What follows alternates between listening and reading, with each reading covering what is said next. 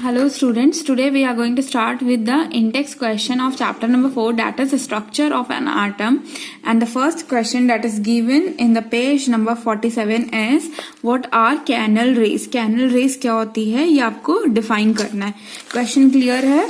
Now let us see the answer. Canal rays are the positively charged radiation discovered by E. Goldstein in a gas discharge tube.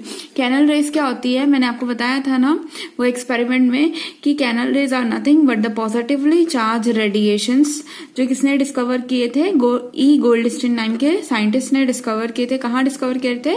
एक gas discharge tube वाला जो experiment उन्होंने किया था तभी उनको canal raise मिला था. ठीक है, क्लियर है? Now see the second question. If an atom contain one electron and one proton, will it carry charge or not? अगर किसी एटम में एक इलेक्ट्रॉन है एक प्रोटॉन है तो उसमें कोई चार्ज होगा कि नहीं होगा ये आपको बताना. See the answer students. No, the atom will not carry any charge. क्यों कैरी नहीं करेगा? देखिए एक पॉजिटिव चार्ज है एक नेगेटिव चार्ज है तो दोनों आपस में एक दूसरे को, एक पॉजिटिव एक नेगेटिव आपस में एक दूसरे को क्या कर देगा, कैंसिल कर देगा और एटम में कोई भी चार्ज नहीं रहेगा. Clear? See the next question. On the basis of Thomson's model of an atom, explain how atom is neutral as a whole. Thomson's model के अकॉर्डिंग एटम को न्यूट्रल क्यों कहा गया है, पूरे कंप्लीट एटम को, ये आपको समझाना है. Now let us read the answer first. According to Thomson's model of an atom consists of a sphere of positive charge. मतलब एक पॉजिटिव चार्ज का स्फीयर, जो स्फीयर या जो सर्कल रहता है एटम का, वो पूरा किससे बना है? पॉजिटिव चार्ज से.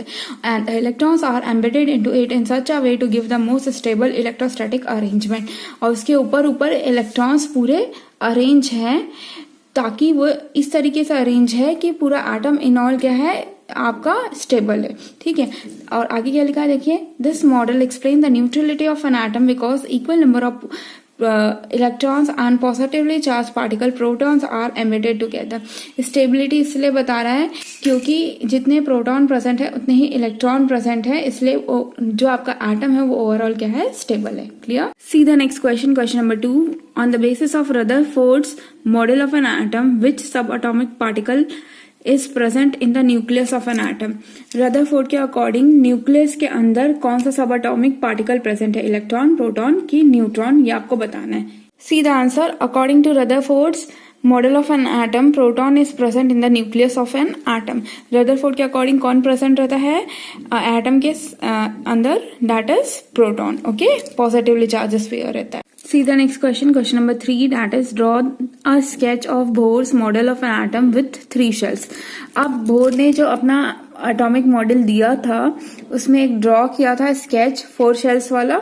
तो आपको लेकिन इस क्वेश्चन में सिर्फ 3 शेल्स बनाने, मतलब K, L, M तक ही बनाना है, N वाला शेल को रिप्रेजेंट नहीं करना है.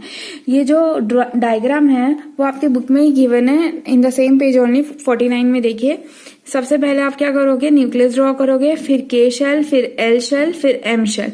3 शेल्स बोल रहा है, मतलब 1 2 3, ये 3 शुरू के 3 आपको ड्रॉ करने हैं, N वाले को छोड़ देना. And this is nothing but the answer for question number 3. Okay, question. What do you think would be the observation if the alpha particle scattering experiment is carried out using a foil of a metal other than gold? ये question बोल रहा है कि alpha particle scattering experiment में आपको क्या result मिलेंगे अगर आप गोल्ड के अलावा कोई और फॉइल यूज करते हो तो. क्वेश्चन क्लियर है? See the answer. According to Rutherford's experiment a very thin foil was used. Rutherford के अकॉर्डिंग हमको एकदम थिन पतला सा फॉइल यूज करना था. आगे देखिए. Alpha particles are smaller than gold atom present in the foil. Alpha particle का जो साइज है वो गोल्ड एटम से भी छोटा रहता है. If any other less malleable element other than gold is used, alpha particle may not be able to penetrate the thick foil. मतलब अगर अल्फा पार्टिकल में हम गोल्ड के अलावा कोई और फॉइल मतलब कोई और एलिमेंट यूज करते हैं, क्योंकि हम जानते हैं कि गोल्ड सबसे ज्यादा मेलेबल है। मेलेबल मतलब जो इजिली ब्रेक कर सकता है। अल्फा पार्टिकल को जब हम उसे पास करते हैं तो वो मेलेबिलिटी प्रॉपर्टी जो आप लोगों ने 8th क्लास में पढ़ा था, उसके कारण क्या होता है कि अल्फा पार्टिकल इजिली किसके गोल्ड से आर पार हो जाता है, ठीक है, पेनिट्रेट हो जाता है, मतलब आर पार चला जाता है। अगर हम कोई और मेटल यूज करते हैं तो वो गोल्ड जितना मेलेबल नहीं होता, तो वो आर पार जाने में अल्फा पार्टिकल को क्या होती है, दिक्कत होती है, इसलिए हम गोल्ड का यूज करते हैं। मैंने आपको ये आंसर में भी मतलब ये एक्सपेरिमेंट में भी समझाया था, ठीक है, यही वाला पॉइंट है, ठीक।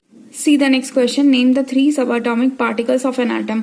आपको 3 सब एटॉमिक पार्टिकल्स का नाम लिखना है, ठीक है। Question See the answer. The 3 subatomic particles of an atom are कौन कौन से होते हैं? Electron, proton and neutron. See the second question. Helium atom has atomic mass of 4U and 2 protons are present in its nucleus. How many neutron does it have?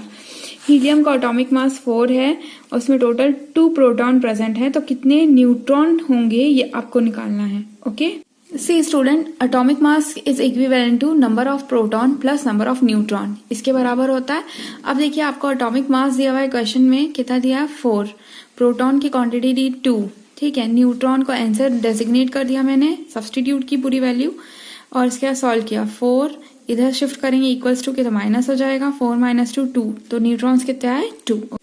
See the next question. Write the distribution of electrons in carbon and sodium atoms. आपको distribution लिखना है electrons का carbon और sodium atom में कैसा होगा, okay. अब distribution of electron लिखना है तो सबसे पहले हम लोग उसके लिए क्या करते हैं, सोडियम एटम का पहले देखते हैं। एटॉमिक नंबर ऑफ सोडियम लिखेंगे, कितना होता है 11, ओके। एटॉमिक नंबर आपको याद करना है, मैंने कहा था ना, तो उसमें कितने इलेक्ट्रॉन्स होंगे 11, ठीक है। इलेक्ट्रॉनिक कॉन्फ़िगरेशन या डिस्ट्रीब्यूशन लिखने के लिए सबसे पहले आपको एटॉमिक नंबर पता होना चाहिए, जो आपने लिखा 11। जितना एटॉमिक नंबर है उतने ही इलेक्ट्रॉन प्रेजेंट रहेंगे, उतने ही प्रोटॉन प्रेजेंट रहेंगे, ओके। तो electronic configuration will be, distribute करिए कैसे होगा, के में के की कैपेसिटी 2, फिर एल में 8, कितना हो गया 2 + 8 कितना हुआ 10। अब कितना बच गया इलेक्ट्रॉन, एक इलेक्ट्रॉन बचा, एक इलेक्ट्रॉन को किसमें m में चल जाएंगे, and this is nothing but the distribution of electron, okay. Now see next one, carbon. Carbon का एटॉमिक नंबर होता है 6, ठीक है, तो नंबर ऑफ इलेक्ट्रॉन कितने हुए 6, ये लिखेंगे। इलेक्ट्रॉनिक कॉन्फ़िगरेशन कैसे होएगा, के में कितने गए 2, 2 माइनस 6 माइनस 2 कितना हुआ 4, कितने बच गए, एल में कितने जाएंगे 4, okay. See the next question. If K and L shell of an atom are filled, then what would be the total number of electrons in the atom? अगर K और L shell पूरी भरी हुई है तो total number of electrons कितने present रहेंगे ये आपको बताना है, ओके।